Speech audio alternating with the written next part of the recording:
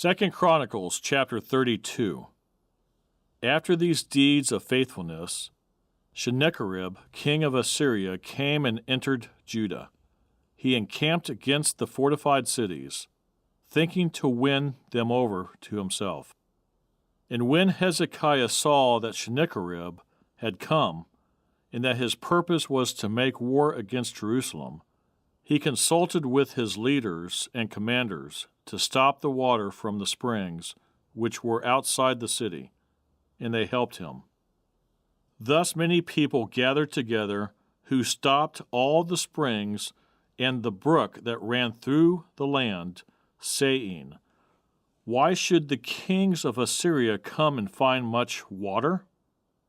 And he strengthened himself, built up all the wall that was broken, raised it up to the towers, and built another wall outside. Also he repaired the Milo in the city of David, and made weapons and shields in abundance. Then he set military captains over the people, gathered them together to him in the open square of the city gate, and gave them encouragement, saying, "Be strong and courageous. Do not be afraid nor dismayed before the king of Assyria, nor before all the multitude that is with him. For there are more than us than with him. With him is an arm of flesh, but with us is the Lord our God, to help us and to fight our battles." And the people were strengthened by the words of Hezekiah, king of Judah.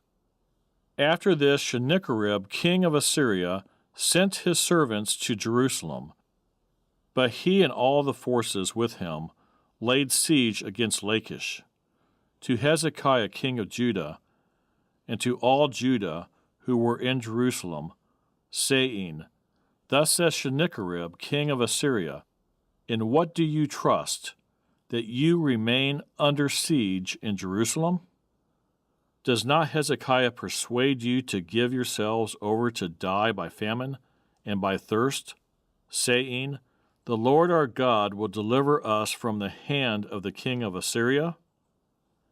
Has not the same Hezekiah taken away his high places and his altars, and commanded Judah and Jerusalem, saying, 'You shall worship before one altar and burn incense on it'? Do you not know what I and my fathers have done to all the peoples of other lands?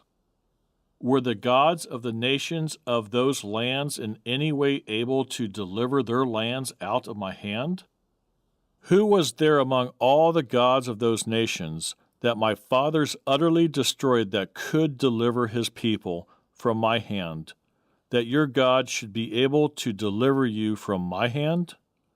Now therefore, do not let Hezekiah deceive you or persuade you like this, and do not believe him, for no God of any nation or kingdom was able to deliver his people from my hand or the hand of my fathers.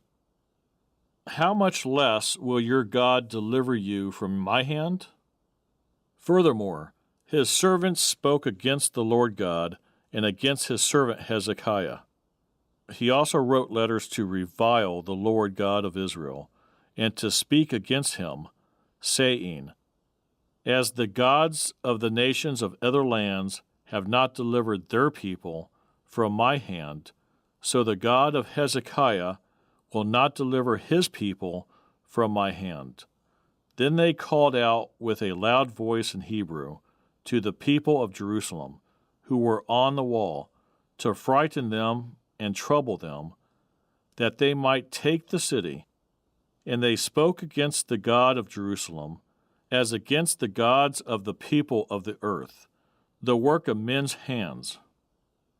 Now because of this, King Hezekiah and the prophet Isaiah, the son of Amos, prayed and cried out to heaven.